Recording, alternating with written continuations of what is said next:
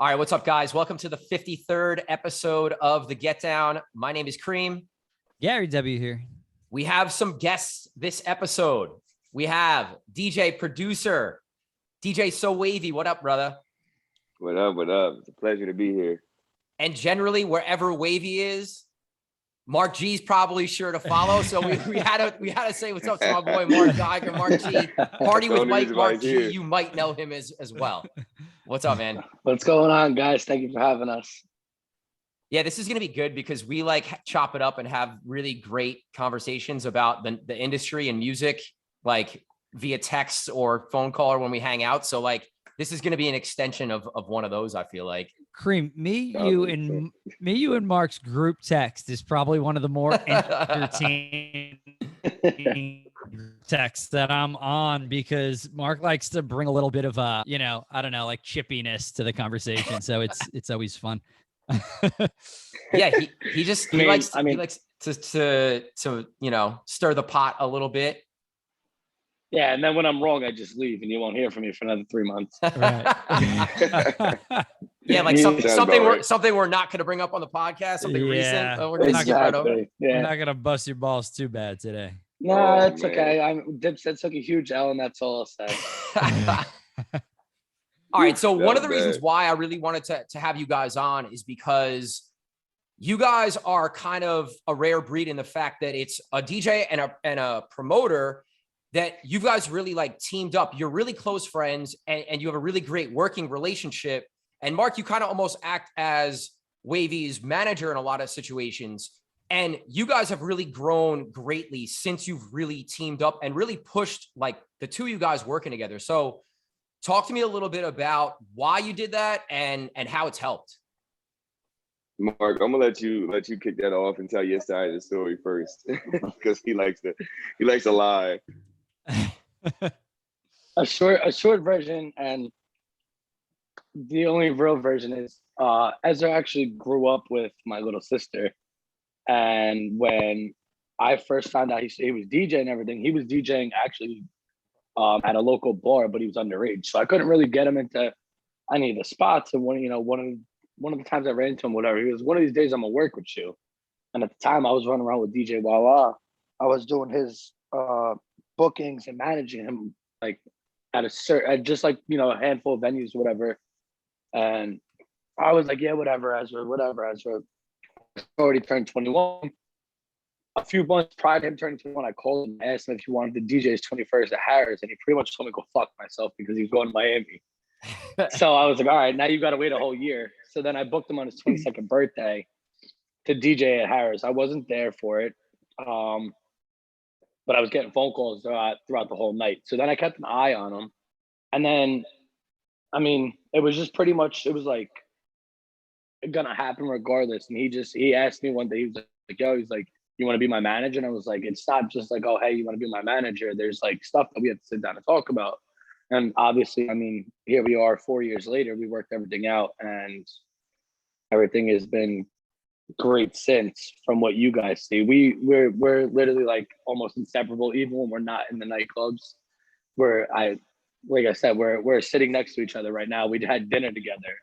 Well, you can literally see Mark in the back of Ezra's screen right there. Yeah, it's just everything that we do, even me, you said, as a promoter and everything, 9 out of 10 times, SoWavvey's low key a silent partner on it, or always has input and advice on most of the stuff I'm doing. I'm like, yo, do you think this is the right move or this is the right move?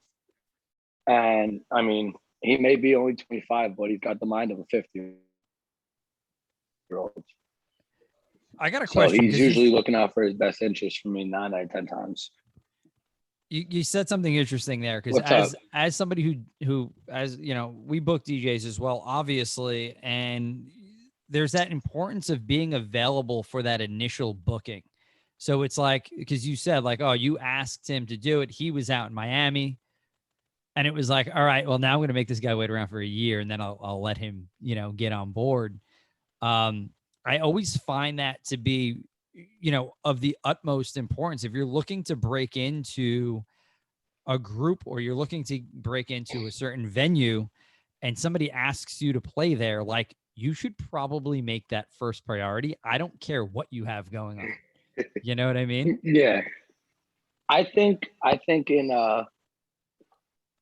I mean, he'll probably correct me when I say this, but in that situation, he didn't even really know how good of a DJ he was at the time and where his career was going to go. So I think him waiting the full year and seeing what I was capable of doing, what I was doing at all these different clubs and venues, actually helped our process easier because he saw that I already had access to most of the big nightclubs in Jersey. You know, I was doing a couple of things here and there in New York.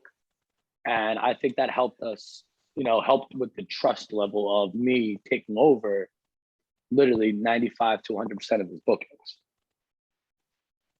I think as like Wavveyy having like that base of being out there and like struggling, not even struggling, but just like going through the motions of building your brand and getting more bookings and introducing yourself and getting your name out there. Like while you guys were kind of talking and working a little bit, you were out there like earning your stripes, so to speak, right?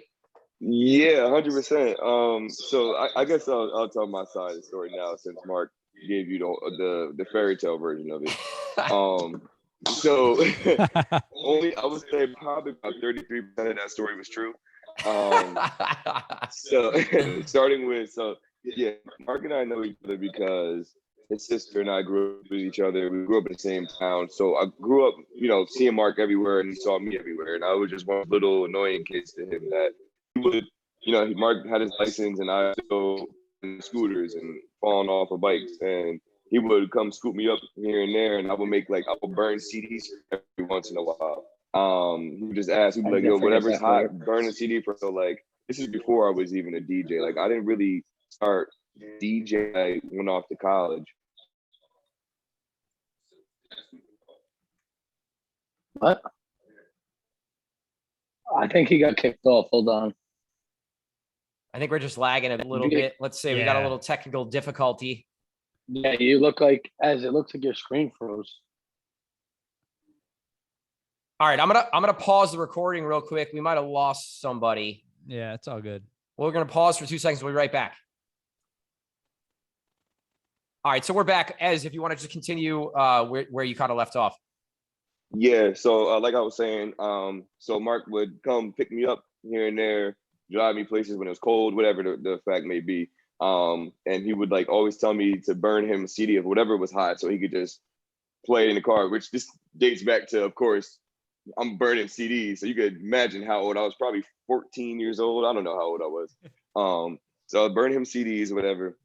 And then I wasn't even DJing at the time. Like I really did not become a DJ until I would say I went to college. Like I would make mixes here and there, like just on my computer on like virtual DJ, and I would put them on SoundCloud and people would play them, but like that's about it. Like I wasn't doing any parties, wasn't really branding myself as a DJ. I was just like making mixes. And then Mark was already in the scene. He was just like, yeah, we're gonna work together one day. We're gonna work together one day. I never said, Mark, we're gonna work together one day. I'm gonna be a DJ and I'm gonna work for you one day. So fast forward, I go to college and my roommates threw me into the scene. Like there was a big DJ. I went to Ryder. There was a big DJ on campus. He did all the parties, and he was like, I don't know, we were like the cooler like freshmen that came in. So like, we were gonna invite to all the parties, blah blah. And he was like, I guess he was speaking on like how, you know, he wants to pass the throne to somebody. My friends just threw me to the wolves. They're like, oh, he's a DJ. I'm like, bro, I don't have a mixer. I don't have anything. I'm like, what do you like? Why would you do that? So I got gifted. My dad gifted me some stuff. Like I had like a Newmark Mix Track Pro 2 or something. Like little like Newmark. I had some like ghetto speakers, whatever. And I just made it work. Like I would just do parties here and there on campus. And then next thing you know, I'm doing all the frats, doing all the sororities. And then I end up opening for Travis Scott.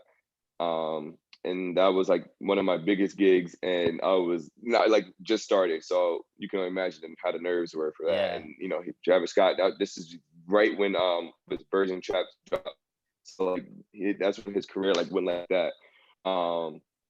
Whatever. Fast forward, I turned 21, and at the time, like I'm DJing, I love it, but I'm just like, you know, it was just a side thing. I'm in school, I'm working, I'm like whatever. Like if if DJing comes, it comes. So Mark's like, yo, I want to book you in AC for your 21st. You said back in the day, I told you we were gonna work together someday, and I'm like, nah, I'm going to Miami, bro. I'll catch you next time. So Mark's like, all right.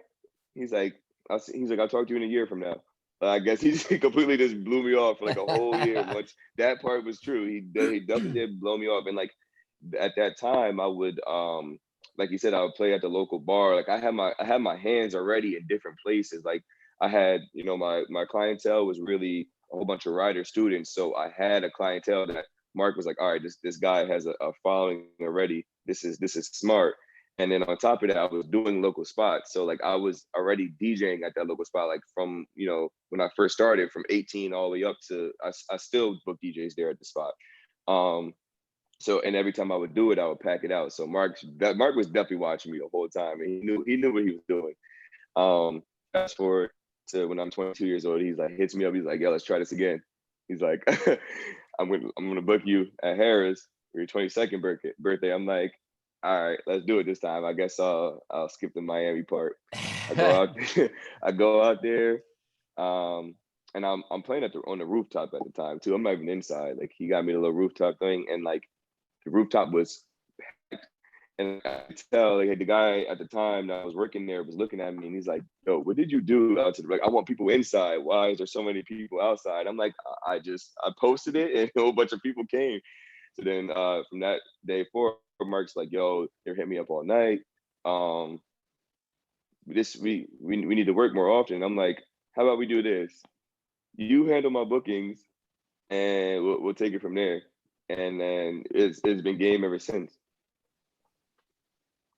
Man, it's a relationship that really seems to work out nicely. You know what I mean? You guys seem to really have a good relationship. Obviously you're getting along, and sometimes it's really hard to balance the friend work relationships, as Kareem and I can probably attest to. You do have some tough moments where you're going to disagree, but it's just, if it's going to work, it's going to work, in the long run. Right. Yeah, 100%. You know what it is? Like you said, the biggest, I think a lot of people say don't mix work with pleasure type of situation, but you know what it is that we're friends first at the end of the day. And we just want the best interests for each other. And I think with that, no matter in what group or partnership you have, you want someone that's always going to put you in place, because you're not always going to be right. And I'm definitely that person for him.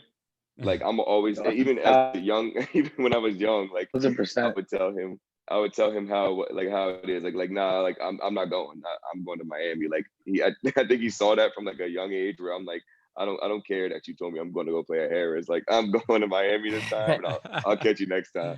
It's so important though to have somebody to bounce like feedback off of, and hey, like, what do you think about this opportunity? What do you think about this number? What do you think about working with this person? Like, yeah.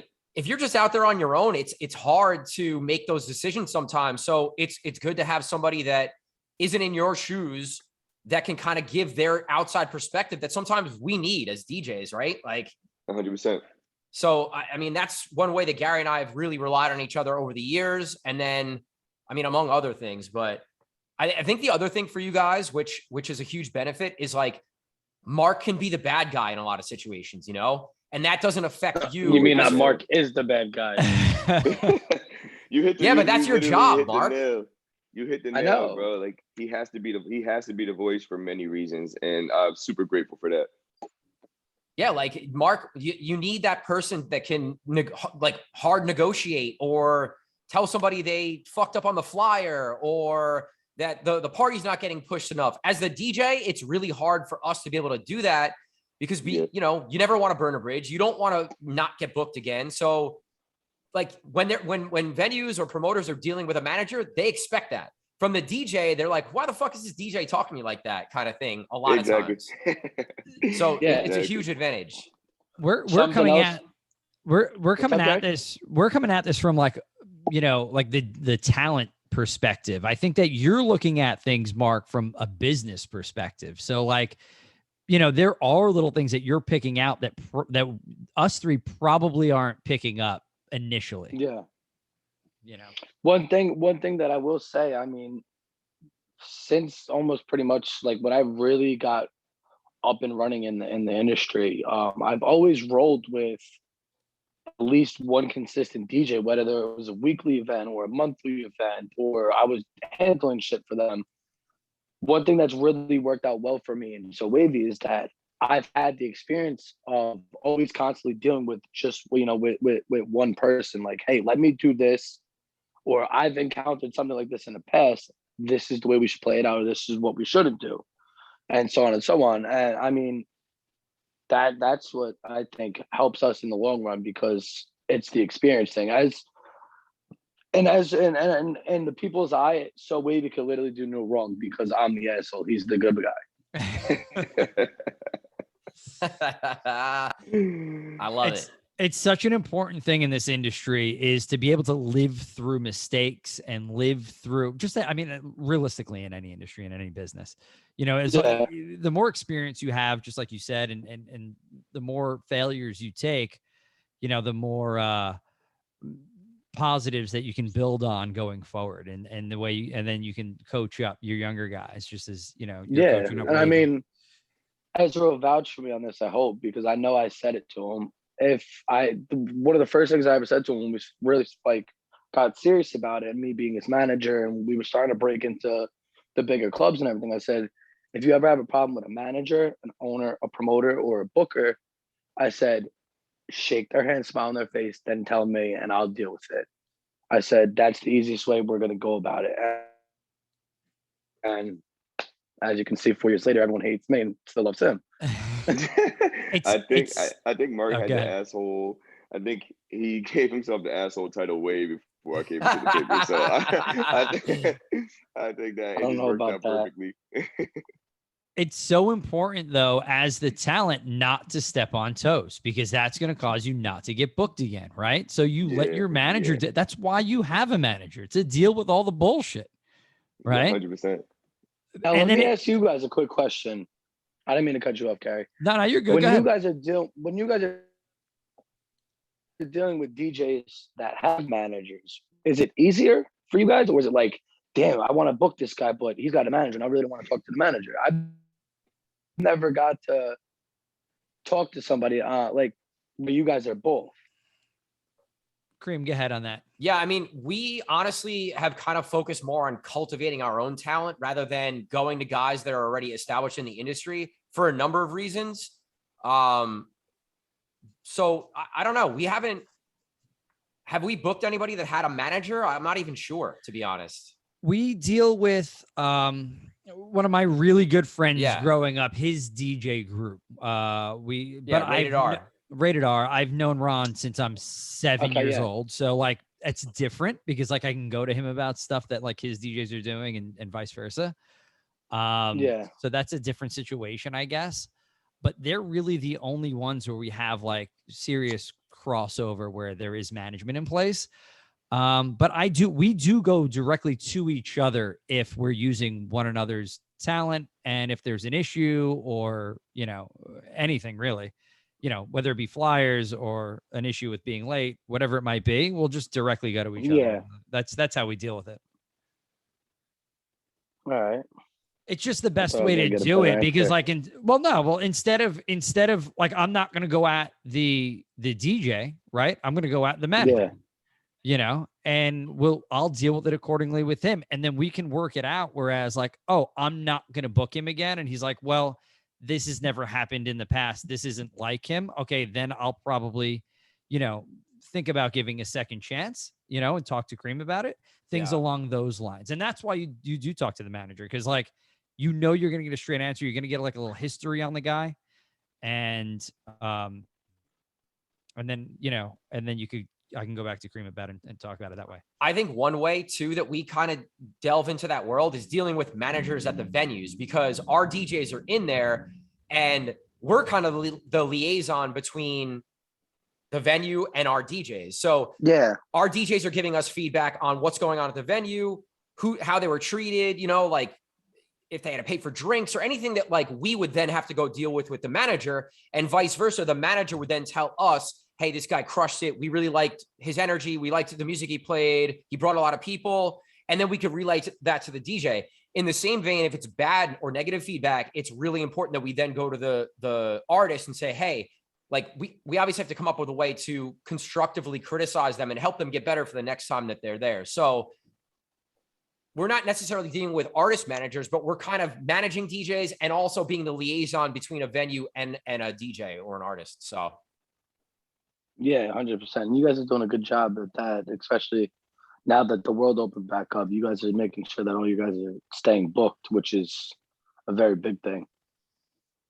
Yeah, I mean, we've been lucky. I think we all four of us in this room set ourselves up heavy over the time we were off. And that there's a reason why we're all doing pretty good right now, because we didn't crawl under a rock for a year. Like we did as much as we possibly could. Well, let's talk about. Oh, go ahead. What's up? Go ahead. No, I keep cutting you off, guy. Go ahead. I was going to say, let's talk about that. Like how did we all stay relevant, right? Like social media was a driving force in all four of us and our companies staying relevant throughout quarantine, right? Almighty Instagram Live. Well, right. That, and then Twitch became a thing later on, and just like really just being involved in all social media platforms, I think gave us all the upper hand when quarantine came to an end. You guys want to talk a little bit about, what your plan was? Was there a plan going into your social media during quarantine, and how you executed? As you want to go first? Yeah, I guess so. The way I look at it, and Mark can vouch for me as well from our conversations behind that, especially during quarantine when places were closed, and we wanted to make sure that our names didn't exit people's brains, is that nowadays your social media is your resume, I feel like, which sucks, but it is. So Mark is very big on as content, no matter, like, a big motto of ours is all content is good content, no matter what it is. So kind of sort of depends, but you know what I mean. Most content is good content. So that's kind of how we wanted to stay relevant, especially during quarantine. Instagram lives, different. I let Mark touch upon some of the things that he wanted to put together, but for my sake, I wanted to make sure I just kept my audience engaged, let them know that, okay, I'm stuck inside too, you're stuck inside. How can we help each other? How can I entertain you like how I would entertain you in the club? Things of that nature. So, Mark, and you have anything on that? I mean, yeah, pretty much was the same thing, except I always kept, in contact with the people that, were mostly I was working for at the time, and also that were, our favorite places to play, and the guys that always made sure that we were booked. I would always reach out. And then, the reason why we're in the position we are now, once quarantine opened up, everyone was like kind of scared to go back to the clubs and work and everything. And I said, no, I jumped right on it. And from there, I mean, the bookings started coming in for SoWavveyy, and people were like, oh, we can only operate 25-50%. And I said, that's fine. Just don't forget about us, when everything opens back up. And I mean, I'm not afraid to say that there were gigs that he did for low to where I didn't even get paid on, which is fine, because look at where we are now. It's August 10th, and we got a whole August and September already locked in. I'm working on October right now, and then from there, from me being outside in the midst of, last summer, opened my eyes, and Ezra was, a big factor on this, that I didn't need to essentially work under anybody. Not that it was a bad thing that I was working under anybody, but it opened my eyes to start throwing my own events. And luckily I teamed up with DJ Focus. You remember him from the DJ battle, Gary? Yeah. DJ Focus actually gave me a couple opportunities to where we were doing legal, legit parties together. And then from there, someone was like, damn, he was like, yeah, you're really rocking during the quarantine. Why don't you come over here and do this with me? And that's how we got linked up with Frankie at Lobby. And I mean, knock on wood, everything's been good since. Yeah, I think, well, you started the DJ battles on live, which we were all involved in, which were super fun. Nothing else was going on. And we were just like literally pulling genres out of a hat and then having to go like song for song.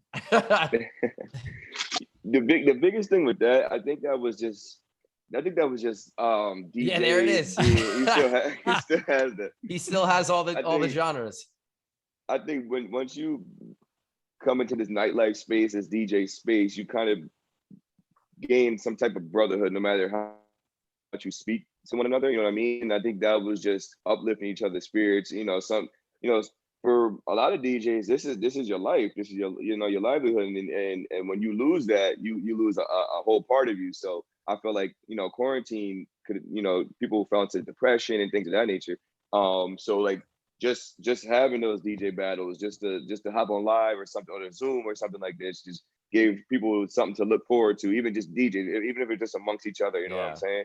And something that I really, really envy Mark about, that he's good at it, I'm not. He's good at, he's always going to check on people, always going to make sure someone's good, whoever he works with. Like, me, that's something that I lack. And I think that's why we work so well with each other, because there's things that he lacks in that I have, and there's things that he like that he likes and that I have, or did I just say that? Whatever.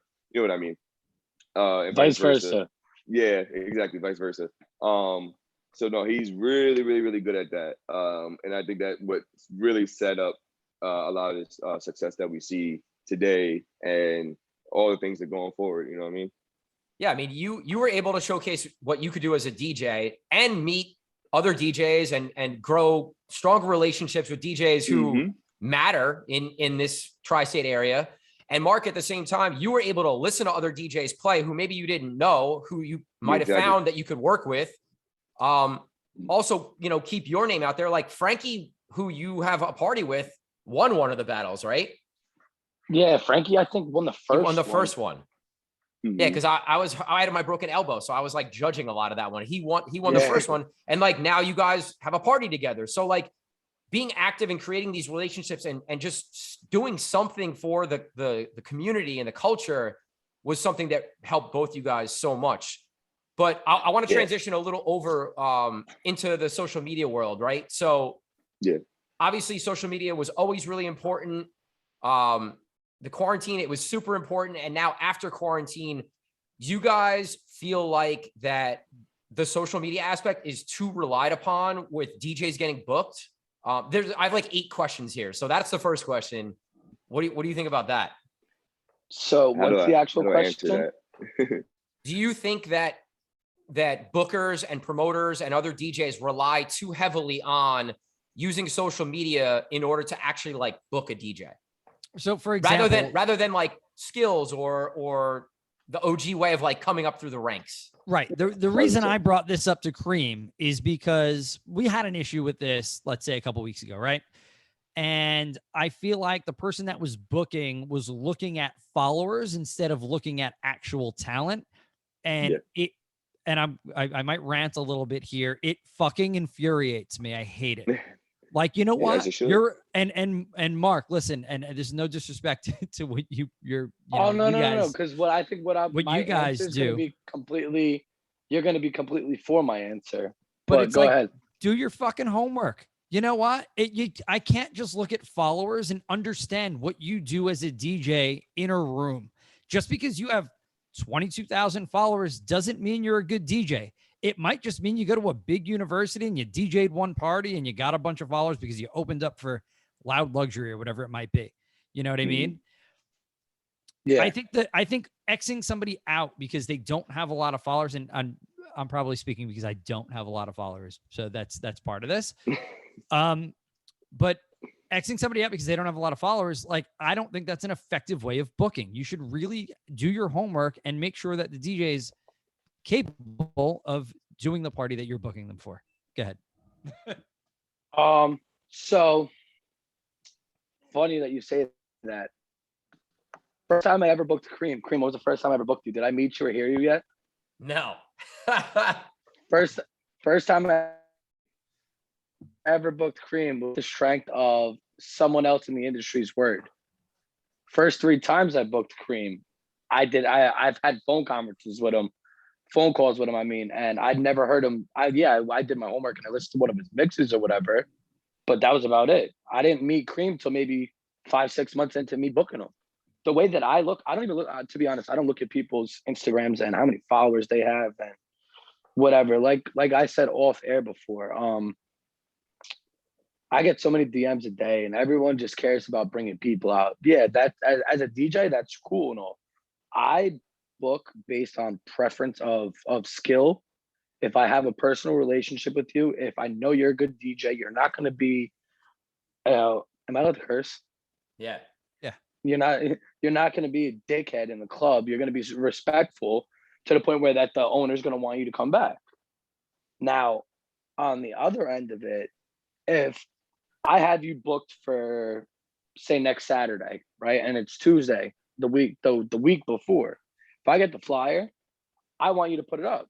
You know, hey, look, guys, next Saturday I'll be there, blah, blah, blah. That's it. Your job's done. The week of, I expect you to put it up once a day. Because, and I tell a lot of Creams guys this, your guys this, you don't know how big your following is or who actually bases their weekends going out to see the Gary W's or the SoWavveyys or the DJ Creams. You know, there's people out there that you guys don't even know that probably attend 75 to 80% of your gigs that you guys don't even know about, but they know where to see you because of your social media. That's why I think you're not promoting my party in a sense. You're also promoting yourself. So when you want to post a flyer the night before or the day of, and that's it, one, the owners are always watching. Two, the promoters are always watching. Three, you're discrediting yourself and your brand. That's how I feel on it. So I don't necessarily think that the followers are a big thing, but the way that I do my bookings is it's more friendships and talent than it is anything else. I think that's a huge credit to your success, right? You're running a good ship over there. Like looking at followers versus, word of mouth in the industry is completely different. Like Cream and I always book on word of mouth. Like, hey, do you know this guy? Have you ever heard him? Do you think he'll do well in this space? Right? Specifically, it's always within whatever space that we're booking for. I think that's two different things, right? Like, but there are plenty of people, right, Mark, that look at somebody's followers and are like, all right, fine, I'm going to book him because he could probably book like 6 or 7 tables. And I don't feel like that's the right way to go. There are people that do that. There are people that do that, but those are the guys that aren't really successful because you got to remember, yeah, Instagram deleted a shit ton of the fake accounts and everything, but you can still buy those followers back and have 250,000 people. But here's my thing with the whole social media and everything. Yeah, everyone, it's cool to make the Instagram videos and the TikTok videos and everything. But I even over quarantine, I was telling everybody, don't fall into it and make that your number one source and your number one, way of getting bookings, because you could have people, you could have 10,000 people on TikTok following you from Indonesia. Right. When it's time, when you go to a booker or a promoter, I got 30,000 followers. Like I said, 10,000 of them can be from Indonesia. Are those 10,000 showing up to a club in New Jersey? Right. You look at it in an aspect like that, where it's like, I got 30,000 followers. Okay, that's cool, but what is that going to do for my venue? You know what I mean? So those people that were looking at it like that pre-quarantine and pre-COVID, I think stop that, and they're going back to let me go with what I know works best. And also, I like the trend of seeing a lot of the younger upcoming DJs are getting a lot more work now, which, by the way, Cream will vouch for me, I did say was going to happen. Yeah, because they were the ones who were able to accept any booking that came their way because they didn't care, like they were more, opportunity was more important than the dollar amount for those guys and girls. Right. In many cases. when we came out of quarantine, right, the number was lower everywhere. So they were more willing to accept that number for a longer period of hours, let's call it. And I think they were able to showcase their talent and they thrive. We talk about that all the time. Yeah. On There's this just show. less DJs too, as far as like some of the older guys kind of phased out and used the quarantine time to be like, all right, well, I'm kind of towards the end of my career anyway. I'm going to move to something else. Right. So yeah. Wavveyy, what do you think as far as using Instagram for bookings for you? And like, was it a successful, like, were you successful at it in the past? And is that something you? Yeah, I think it's a double-edged sword for me. Like, I think it's, like I said, I think your social media is your resume in this case, because we're in a time now where a lot of things are virtual. You know what I'm saying? So it's what I think is that the bottom line is times have changed. Everything that you guys have said has been correct, but there's also part of it where times have changed. It's not a time anymore where people go to the place and they know what they're going to get. Like, I'm going to the tunnel tonight because I know I'm gonna have a good time and it's going to be packed. Like, I think now that we're in a time where places are so bottle driven and who can spend the most money, that clubs legit have stopped caring about their atmosphere completely. Like, for me, I think that when I think of places where I want to go, I go strictly off the atmosphere and hospitality. You know what I'm saying? I think and all that stuff are starting to fade away. Places are so bottle driven and who spends the most money that they don't care about the hospitality and the atmosphere. So it's like, okay, I want to book this DJ. He sucks, but I know he's going to get me 12 tables and they're going to spend $10,000 each table. And they don't care about anything else. They're like, okay, I'm just looking at the green. And I think we're coming to a time where that's so driven now that's why social media is so important. So they're looking like, okay, this guy over here has 100,000 followers. I'm gonna book him because it looks cool for my place. And he has to be somebody important because he has that many followers. But we know most of the time that's not even the case. Yeah. So I think that's what a big thing, a big driving force on that of why things are the way they are. But I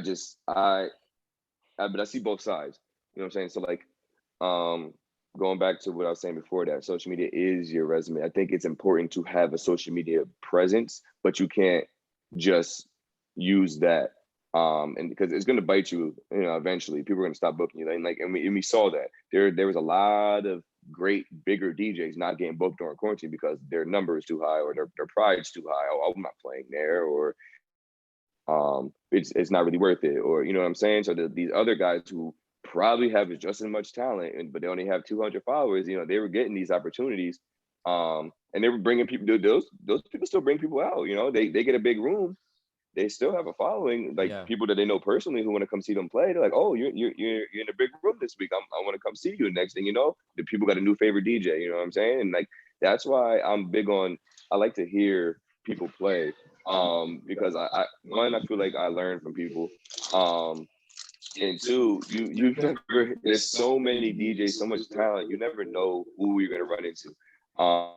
And all they need is just that one time, you know what I mean? And I love to see that people are getting that opportunity when the time comes for them, because these are people that maybe would never have played at lobby before or played at the bar code before, these larger rooms, you know. So like to make it long story short, I think it's just important to establish yourself, have a base for people to go off of, but put your effort in other places as well. Be a personable person, put your mixes out, go on the night off, go check another DJ out, go network a little bit. It's not all just social media, but I think social media is very important.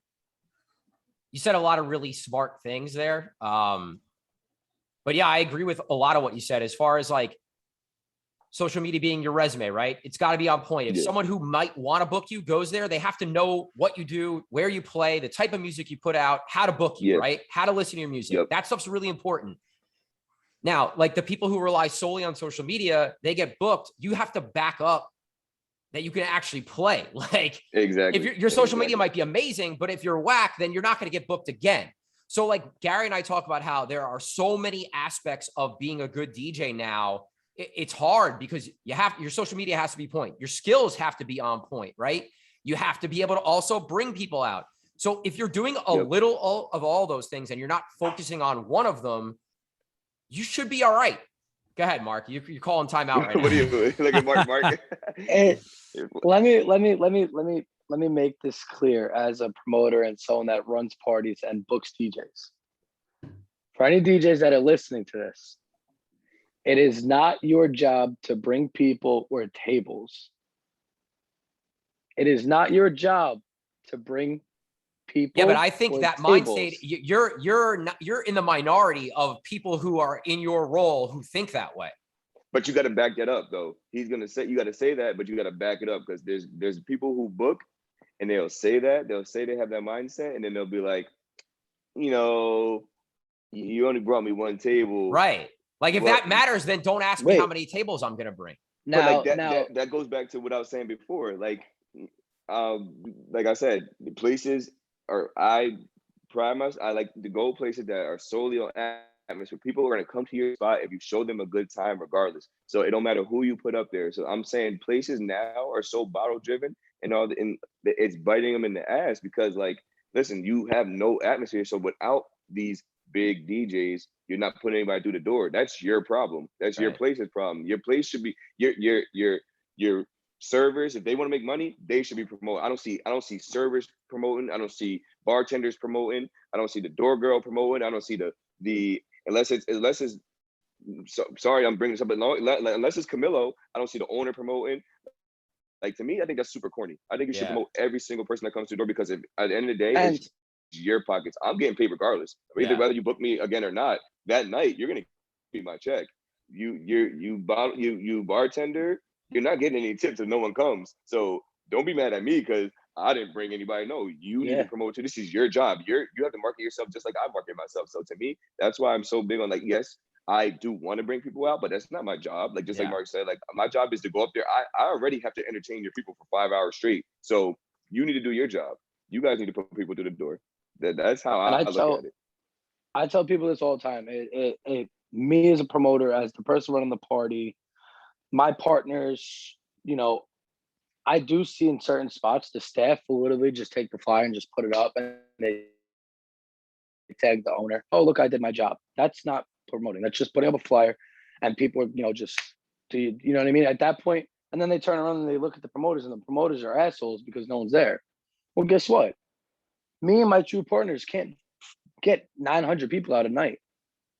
Right. It's got to be a team effort. Thank you. I think the thing that you brought up about hospitality earlier, it's like, it's a dying breed, right? We're in the hospitality industry. How is hospitality not the most important thing? Like, if you want people to come back, you have to have good hospitality.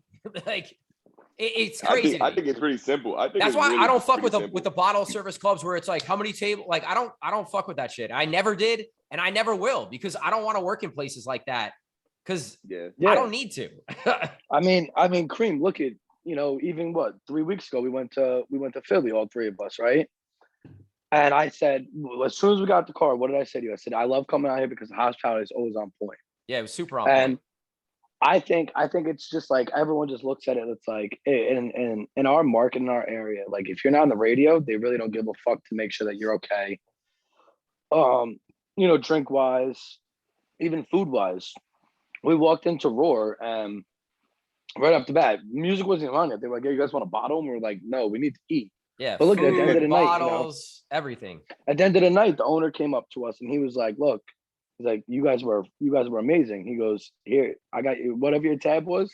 He looked at it, he ripped it right up. I mean, they were complimenting. We would have just had to pay for the food, but still, that stuff goes a long way. Right, because you guys are now going to go out of your way to do. If they ask you to come back, and maybe you're booked already, or whatever it might be, like, you're gonna try to make that happen no matter what, because we had such a great experience as the entertainers that of course we want to go back and work there, because they did it the right way, and it was a fun party. It was a Sunday party, like it was a good time, like, and not enough people. Not enough people think that way. I think that you say that, Cream. Go ahead. Real quick, Wavveyy said something interesting before, probably like 15 minutes ago, about during quarantine that, like, he wanted to keep his followers entertained. And then, you know, it was more on Mark's job to kind of keep the ownership and management of the places that you guys were booking, to keep them kind of at bay.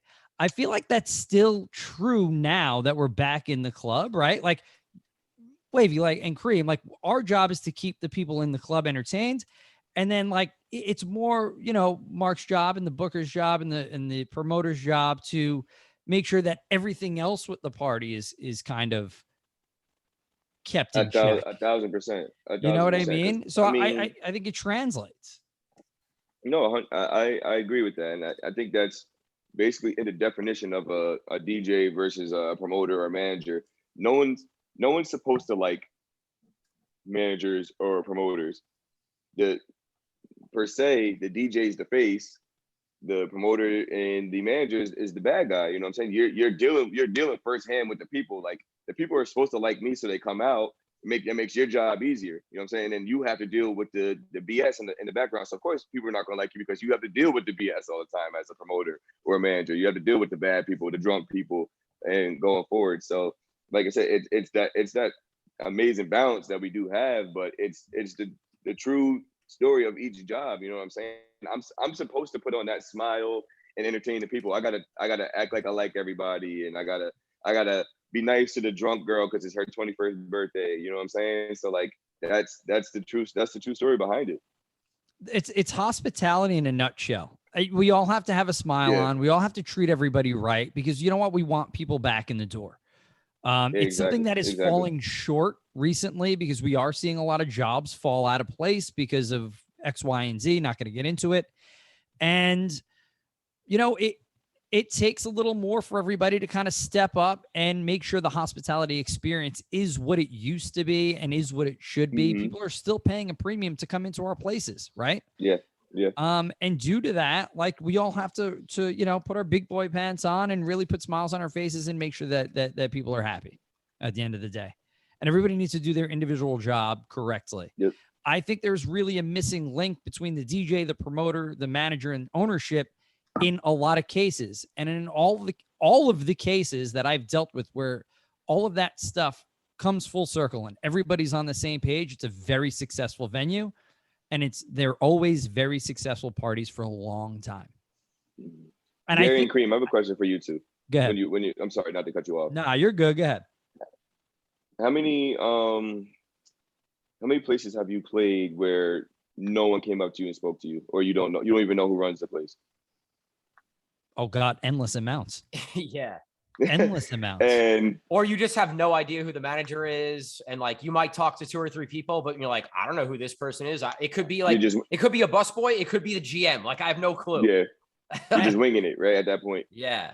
But at a younger age, like, I didn't know that it was like really my job to go out of the way to make sure that the person knew who I was, right? Because I was always like, oh, like the shy kid in class. Like, all right, I'm going to go in, I'm going to walk in the booth and they'll come up to me. I don't have to go up to them. Later on in life, you know, as Cream and I discussed this a little more, you know, we make sure to tell our guys, like, you go up to the manager. Actually, I spoke to one of my younger DJs 3 weeks ago and I said, who was managing? He goes, I don't know. After the gig, I was so furious. It was ridiculous because, like, it's a point of pride for our guys to walk in a place, ask who the manager is, know who's in charge, because if something goes wrong, like a water main break, like what happened 3 weeks ago, you should probably know who to talk to. You know what I mean? Yeah. I think that's something that Gary and I go out of our way to make sure we supply all that information for any gig that we book. Like, hey, here's the manager, here's the equipment, here's, you know, the bartenders, here's the music format, here's the whatever, XYZ.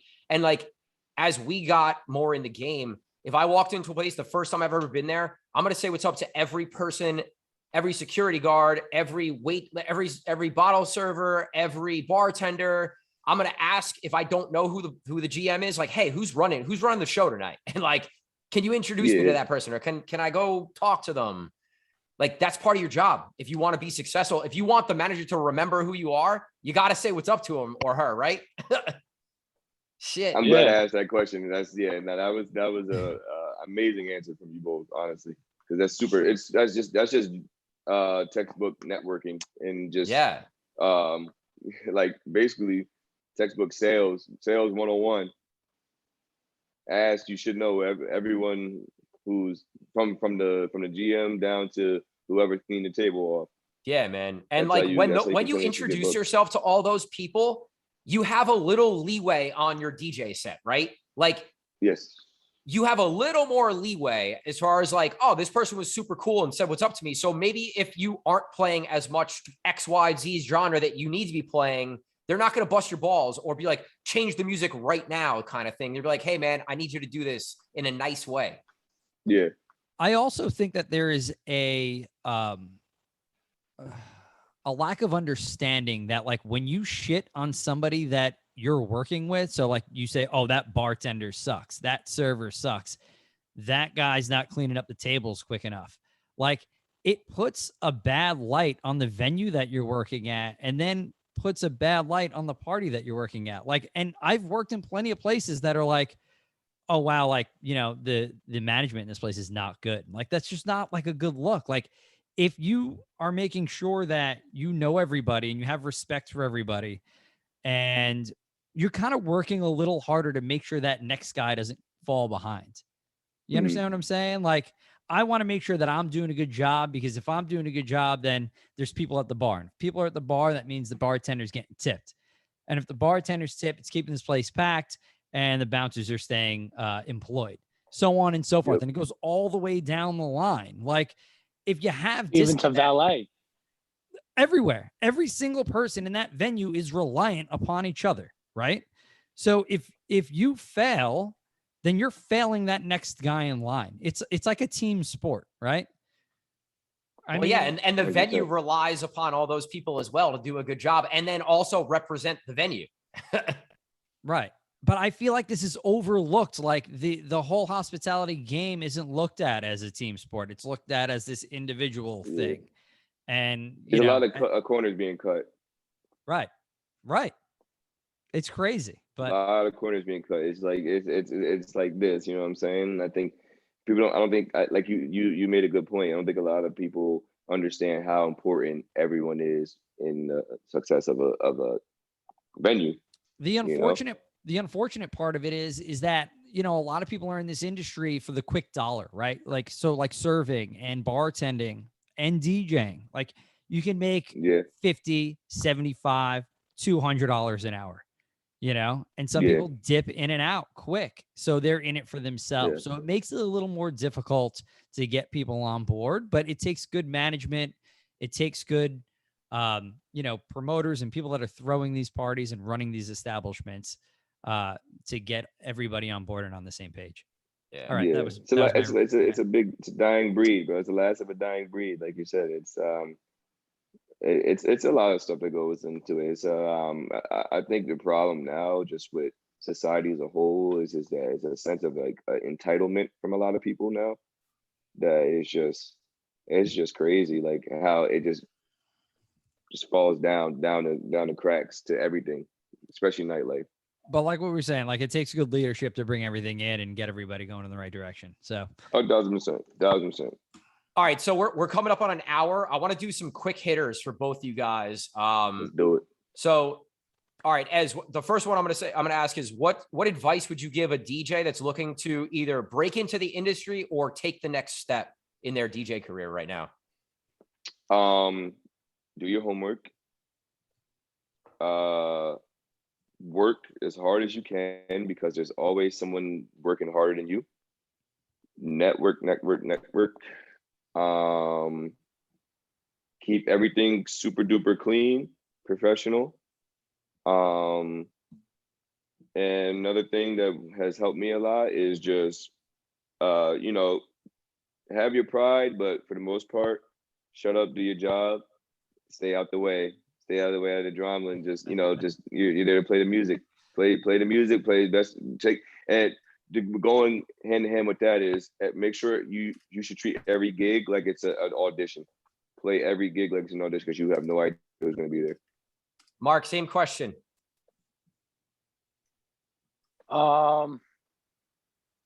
Same things that Ed said, but also I'm going to piggyback him and say, if you're upcoming and you're trying to break into the scene, use your off time when you're not booked to go out and network with people and find out who's running the parties and see how they run their parties. If you even like it as a customer, and if you would be willing to want a DJ there, not just try to take every gig. Most of the time people are super busy and super stressful when they're working. So pick and choose your battles on when and how and where you want to come up and talk to them. And I mean, you know, just it's always about networking yourself and building up a brand. And, you know, I have people come up to me all the time. They're like, oh my God, like it used to be, oh my God, you're partying with Mark G, like this huge world famous, you know, New Jersey promoter. Now it's, oh my God, you're that guy that's always with SoWavveyy. Yeah, but that's part of your growth, man. That's your arc, your character arc. Means you did a good job. Yeah. I mean, just be you at the end of the day. Like I said, you know, yeah, there's certain things that I don't want to touch and get into, but just always stand up and stand for what you believe in, and the long run karma will play everything out. I like it. I'm gonna jump in on this one too, because you said something and it made me think of something that I just want to say on the podcast. We always talk about coming out and going to say what's up and checking out the places you want to play and introducing yourself to the people that can book you. Don't go up to someone at 11 o'clock at night on a Friday or Saturday when it's fucking madness and it's peak hour and everyone's trying to do their job, and introduce yourself. Go at when the place opens, or stay over till the end of the party. Like, please don't come up to me at 11 o'clock on Thursday at Tally Ho when there's 300 people there and I'm trying to do my job and you're asking me about bookings in Hoboken. It drives me fucking crazy. No, that's not it. Nothing's more annoying than when I'm running around like a chicken out of head. I got managers texting me. I got DJs either running late or, yo, where's my quote unquote free bottle or this or that. And I got some guy that stops me. He's like, hey man, I'm blah, blah, blah. I want to learn how to become a promoter, or I want to learn how to, I want to start DJing. How do I be Mark G? I'm like, dude, it's 11:30 at night on a Friday night, and I'm walking tables, and now I got to stop the table to tell you now's not the time. Yeah. And let me say this too. There's we said it offline before. There's always a right time and a wrong time, and there's also a way about DMing somebody, because that, you know, that's a lot of people use that as a tool now. There's ways that you can and can't. I would say, hey man, you know, if you want from me, someone that's booking, hey, when's your next party? I want to come check you out. Maybe, you know, we could, you know, sit down and talk over a drink. And 9 out of 10 times, I mean, ask guys, I'll go early and sit down and talk with you and give you pointers on what to do and how to do it, and just to get yourself on, you know, give you ideas on how to get onto someone's radar without you having to go out to them every time. Yeah, proper etiquette is definitely lacked in these streets. 1000%. Yeah. The people that don't like the DMs that I receive that are just like off the wall, I'm not even going to respond to, because if that's how you think that I'm going to want to talk to you, then you're not someone that I want to work with. Like, straight up. Exactly. The current people who understand that. The 2-word DMs. Right now, yeah. 2-word book me. How do you book? How can I get booked? Let's work. Book me. All that good stuff. Currently right now, let's not get too off subject, but I have 16 in my DMs. So yeah, I mean, I should probably read some of them. Yeah, I gotta go through mine too. Oh, and I got a quick question for you guys. How do your girlfriends and Gary, you're married, right? No. Gary, you're not married? No, I'm not married. So how do your girlfriends you guys out on the clubs on the weekends? Because anytime I've ever gotten serious in the last 5 years with a girl, it's always, oh my God, you have so many girls around you, this is blah, blah. Or you have so many girls in your DMs, when in reality, I'm like, here, take my phone. It's nothing but DJs. Cream, you want to go first on this? I mean, listen, we could do a whole episode on this, to be honest. Let's make sure I'm on it. Probably should. Yeah, I mean, my girlfriend definitely asks me questions about girls that come and talk to me, or girls that follow me or DM me or whatever. But like at the end of the day, I'll do the same thing. Like, look, it's about work, you know. It's not. I have no interest in like going to hook up with girls. I'm dating you, so like here, you could go through my phone if you want, but like there's nothing in there. I'm sure in the beginning it was rocky, right? But now obviously you guys have been together for a while, so it was it was a trusting at first, but you build off that, right? There was also an adjustment on my end from being a single DJ who's talking to everybody, saying what's up to everybody, knows a million girls, like, to now having a girlfriend and understanding that like sometimes you have to like be careful of how you do things. You still say what's up. You can still go talk to these people, introduce yourself, whatever. But like, you're just doing it different. You have to do it differently. And you have to be a little more respectful of your significant other's feelings, because listen, like, I don't care how confident you are in anything. Like, if you had a girlfriend and there was a million dudes coming up saying what up to them, you're going to be like, why are all these dudes saying hi to my girl? Like, yep. Yeah. And I mean, it's the industry though too. So it's like, it goes both ways. Like, this is part of our job, right? I've been on both sides of this. I've been DJing in nightclubs and bars for 20 years this year. And so I've had a bunch of girlfriends since in that 20-year time span. It's gotten to the point where with my latest girlfriend that I would like at Jump Street, I was like, listen, I'm a DJ. I'm going to have a lot of girls around me. There's going to be a lot of things via social media. Cause obviously now, like, that was what, 5.5 years ago now. I was like, there's going to be a lot of things on social media, et cetera, et cetera. And if you're not comfortable with that, this is not going to work out. And I think it's very important to be straight up right off the bat, because if you're not, then like, a year in, you're going to be dealing with a lot of BS that you don't really want to deal with. Like, a lot of insecurity stuff. It takes a strong person to be secure with dating somebody who's in this industry. I've dated bartenders, I've dated bottle girls, and it's not easy. You're coming home at 6 a.m. You're being paid to flirt with people essentially. And it is what it is. And if you're not a secure person, then this isn't for you. And I think it's very, very important to let your significant other or your potential significant other that is the case. That's all I got. Yeah, I think just being transparent and communication is just super key when with when you're dealing with things of that nature. You know what I mean? Like you said, it's tough, but I think you got to make time to spend with that person too. That's really important, because I'm guilty of, work. And sometimes you got to be like, all right, I got to put this on TO and like spend time with my girl, because I haven't done that in a little bit, and I think that's important too. Yeah. I tell Cream all the time, real like, quick, take the day off. Yeah. real quick. Shout out to Anicia. Just say I stabbed. Thank you. What'd you say? Mark smart. You're being a kiss ass right now. She gonna beat his ass.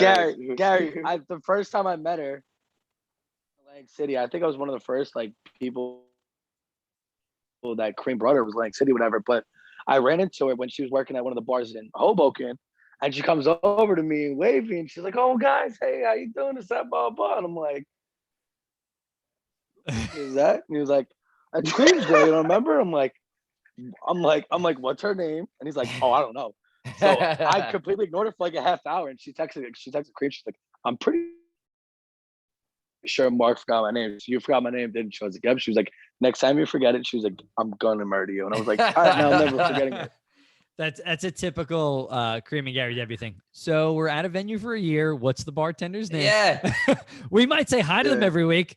Don't know their names. There's too many people involved. Nope. Man.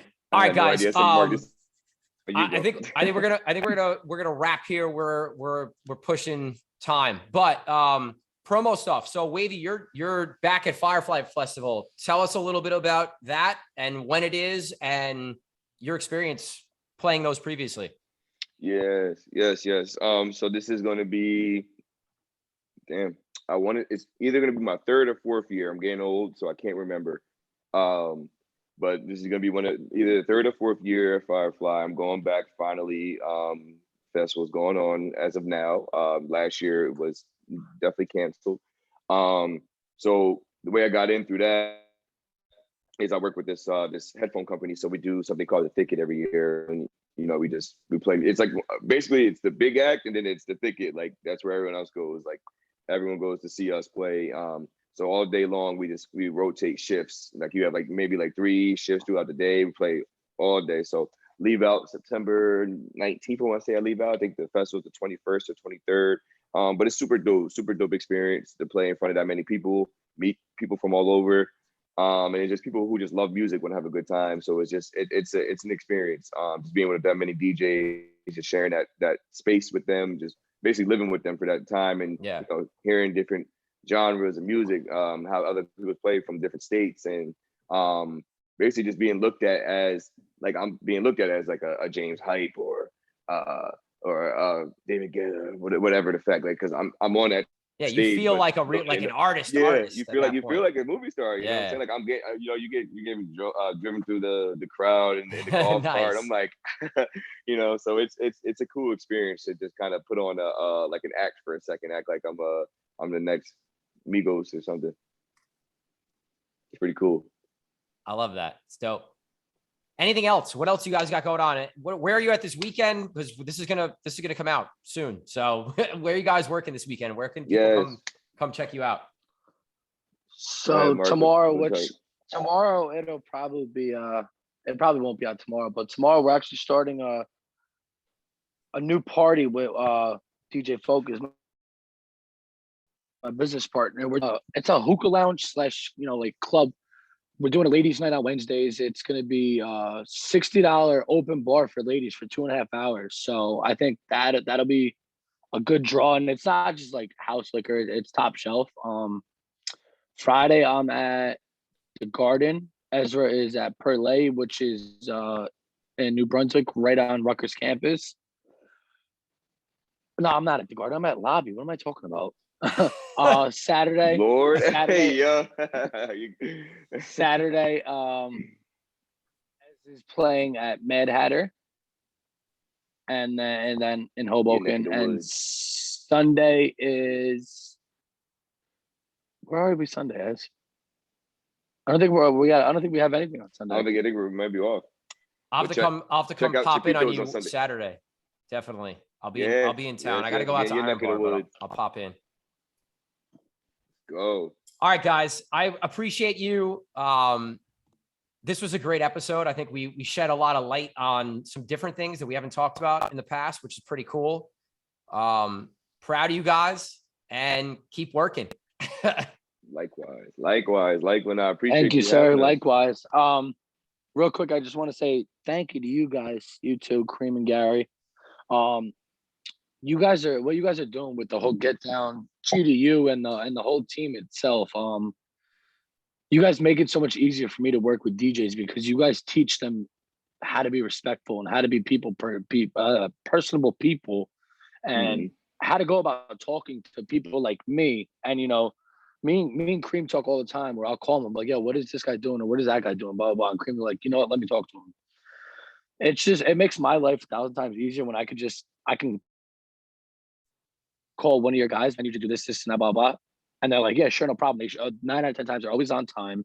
I don't have to ever have to worry about music with them. And I mean, for some reason, most of them listen to me, so it's good. It's very original what you guys do. That's hard to come by. You know what I'm saying? Very original. Thank you, guys. Yeah, we appreciate it, guys. Definitely. We work hard at what we do, and we don't expect anybody to recognize it, but when you guys do, it's definitely appreciated. Yeah. Yeah. Now, if in the next Get Down GDU course, can I just make one recommendation that Gary teaches a early hip hop class? Because I'm tired of having these conversations with the young guys that they've never even heard the Blueprint 1, 2, or 3, or they don't know anyone in Dipset or they don't know what the Locks is. Like it literally blows my fucking mind. We didn't even get to dive into any music stuff today, which is what we always talk about. Yeah, so maybe I thought, part 2, we'll do a music heavy one, but I think like today was really helpful for everybody. I think. I thought about this actually earlier today. It's strange that you say this, Mark. The next Get Down meetup, I'm playing an hour, and it's going to be some of the most classic backwall hip hop stuff from 96 to 2002.